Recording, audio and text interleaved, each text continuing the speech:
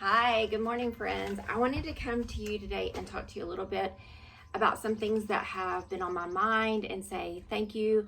I finally reached enough subscribers and enough hours watched that I was able to join the YouTube Partners Program. So that was really nice. I don't really know what I'm doing yet. And I'm trying to also film this with a different angle. A few people have requested that I do that. I've had some issues in the past with it, but we'll see how this works out. So first of all, I wanted to talk about something that I see a lot in the world of frugality and the FIRE movement and things like that. And that is an apology for when one makes it to financial independence. A lot of people feel this need to apologize for that, like to say, oh, you can either be in the frugal world or you can be wealthy. And I don't think there's anything inherently wrong with being wealthy. And for me, what changed with that, and I guess wealth would be relative, but what changed for me was my mindset. When I started to understand that being wealthy wasn't about a number in the bank, but that I started to see that money was not the root of all evil. I think so many times we get that message, especially here in the South, in the churches. There's so many biblical sayings that are used against us to keep us repressed in some way.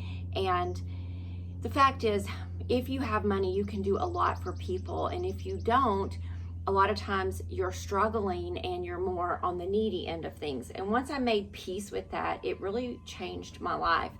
And so a couple of months ago, I talked about some phrases that I like. And one of those, or I don't know what you would call them, I'm gonna call them phrases, is that luck is opportunity meeting preparation. And I wanted to share with you some thoughts on that and some things that we have done that I didn't really even think about. I just did. I've always been the type of person that I looked at what other people have done and I try to emulate that. I figured that I didn't need to reinvent the wheel. I know I'm smart, but I'm not smarter than anybody else. There's a lot of people smarter than me who have done things that have helped them become successful. And so these are the things I did. But before I go into that, I want to give a caveat. Not everyone has the same resources in life. Some people are born into families with more resources.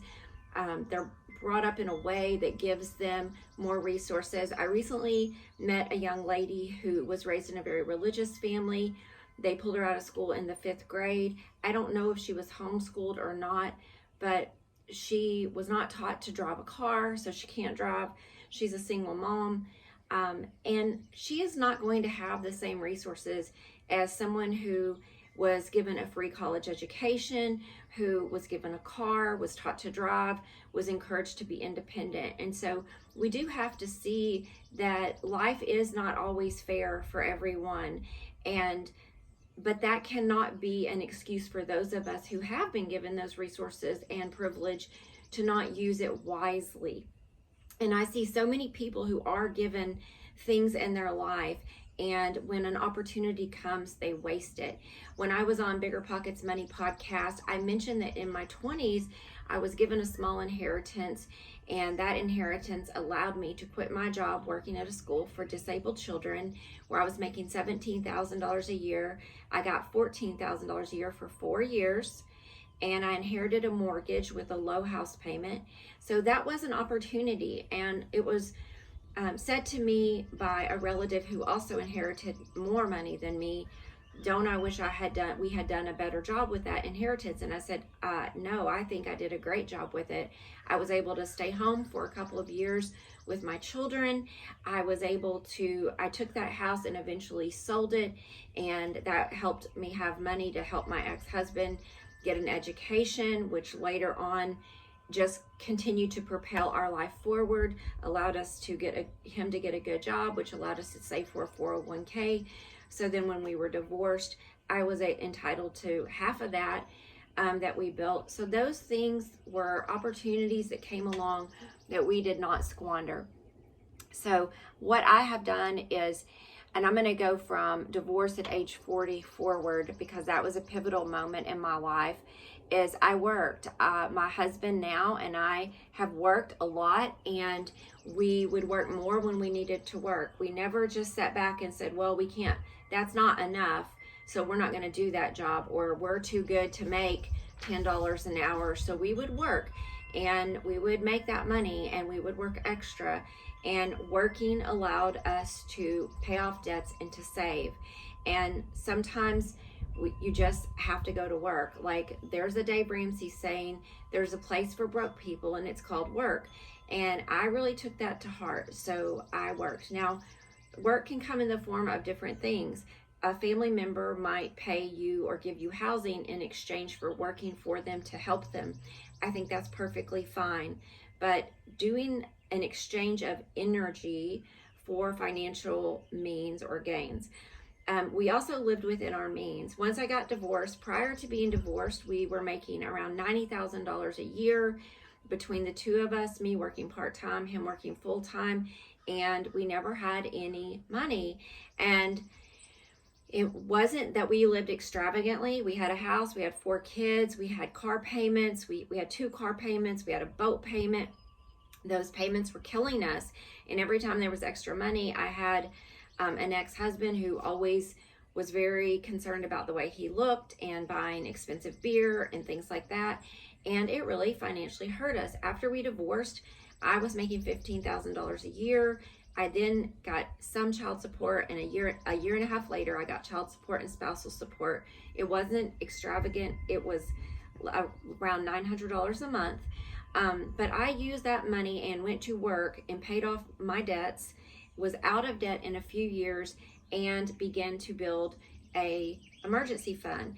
And so during that time, what I did, making anywhere on average, I was making, the first 2 years I didn't make more than $27,000.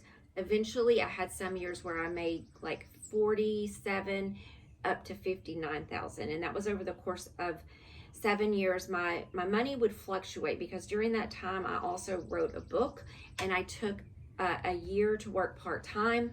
So my financial means would fluctuate between $27,000 and $59,000 a year, and that included the spousal support, but not the child support. And you have to remember, my children were older when I got divorced, so I only got a little bit of child support. I got spousal support because I used my inheritance to put my ex-husband through college, and we were married for 20 years, and I supported him through getting his higher education.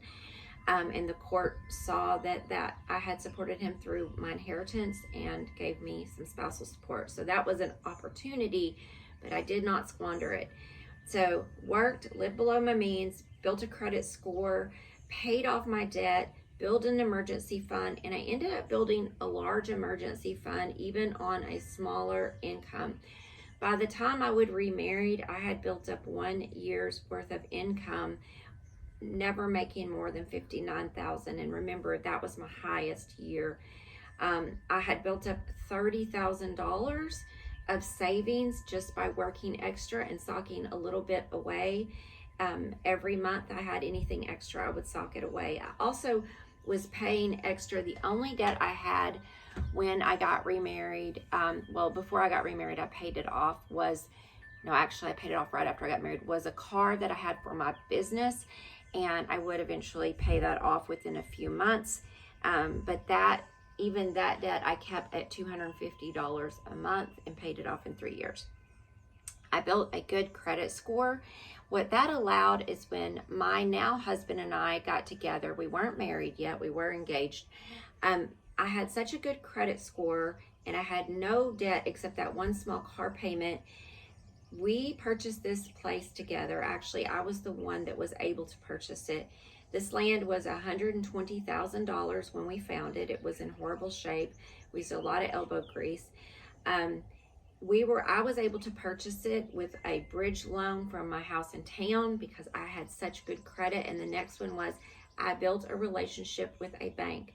When I got divorced, I went to about 6 different banks, and no one would give me a loan. And I was in real danger of losing my house because my income was so low. A local banker who knew the situation that was going on, he was friends with friends of mine, and He took pity on me and gave me a mortgage on my house. I paid that mortgage off. I paid extra on it. I didn't pay it off at that time. I paid extra on it. I paid on time. I paid early. When it came time to buy this property, they gave me a bridge loan. Now, it wasn't the best rate and it wasn't the best terms, but I knew that we would pay it off early. So it was a bit of a gamble, but my relationship with the bank, my low debt, my emergency fund, my good credit score, and my now husband had saved up $52,000. He also wasn't a high income earner. By that time, he was making around 50, but we were both living on less. We were able to buy this place and sell our other house, and that moved us forward here. And the next thing was, we worked on always improving ourselves and our skills. We put a lot of elbow grease out into this property, doing things ourselves. So that helped us along. Now I want to talk about something that has happened now. So frugality for me has just been a way of life. I was raised by Depression-era grandparents. My husband wasn't really what I would call frugal, but he's scrappy. And so he always he was raised in a poor family, so he learned to be scrappy. He learned to work hard, to sell things when he needed money, to go out and hustle up work when he needed money. My husband is just extremely scrappy. Me, I was raised by Depression-era grandparents, so I was extremely resourceful. I can go in there and it can look like we have no groceries and I can make a 4-course meal. I just have that skill from being raised that way. I know how I was always taught to keep things clean and well maintained. No matter how much money you had, you could keep your property clean. You could keep your cars clean. So growing up, we had the least nice house, I don't know if that's proper grammar, in the neighborhood. We had the oldest cars in the neighborhood, but our property was always immaculately clean. Our cars were clean. They were serviced. I don't ever remember anything breaking that wasn't fixed pretty much immediately. My grandparents would live below their means, so we could always afford to pay someone to fix things if we couldn't fix it ourselves. But yet we didn't replace or upgrade very often. The house was a time capsule for sure. I only remember my grandmother ever buying maybe one piece of furniture. She recovered her furniture, and we just didn't buy things we didn't need. So now my husband and I have lived here for 6 years. We've paid off the house. My husband works a day job in law enforcement. It's a flexible day job. I don't want to get too much into it. Sometimes he works a lot, sometimes he works less. And he is 65 years old, and he was going to work until the end of the year. We also own a roofing company doing 60 to 100 roofs a year. We have subcontractors, crews. My husband does all the repairs when he's not at the court. Now we have built this business up. We started this business officially together in 2015. It's just been like a snowball. We quit advertising about 3 years ago. We just use Facebook. We are referral only. That's it. And we put signs in people's yards when we do their roof. But we kind of have a motto, which I never heard it like this until the other day, but we do this, and that's lose a little bit on every deal. So if we have someone who wants us to do their roof and they have insurance, and we can do it for what the insurance pays, pay our crew, pay material, still make a profit, but we lose a little when we don't make them pay a deductible. And that's if the job is enough. We can't always do that, but we try to help people out. My husband does a lot of things for people who can't afford it, does repairs for people who can't afford it.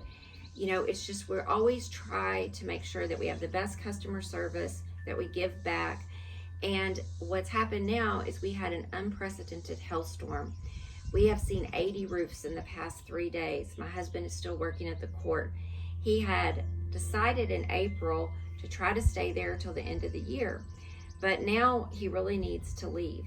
And I just want to say that that preparation of doing the right thing consistently, of not having debt, not living above our means, he's able to leave his job now and do just our roofing business because we are prepared. And the message I want to give here is not everyone has the same resources, but many of us do, and many of us are given opportunities. And if we prepare, consistently doing the right thing, when those opportunities come along, will determine whether or not we can take them. So I hope that you think about that, because the truth is sometimes it's really boring just doing the right thing every day. You know, it seems like it's not a big deal when you're trying to make that decision. Okay, and as a matter of fact, we're looking at buying a new to us car, and it's like, well, I could go out and buy a $50,000 car, or I could pay cash for a $25,000 car, which I have saved, and my husband and I have saved. I saved before that, but together we have saved. We have 2 cars that are paid off that we can sell. They are equal to about $22,000, so you can see there, like, we can afford to do that. But it wasn't the case 10 years ago. I could never do that. I had to have car payments. No matter where you are today, preparing each decision you make, your life can drastically change in 10 years. A lot of people, this is a Bill Gates quote, underestimate what they can do in 10 years, and they overestimate what they can do in a year. Think about yourself 10 years from now. Where do you want to be, and reverse engineer it? Thank you so much. This is Courtney Robinson. I appreciate you being here. Please like and subscribe if you enjoy my content. Thanks so much. Bye-bye now.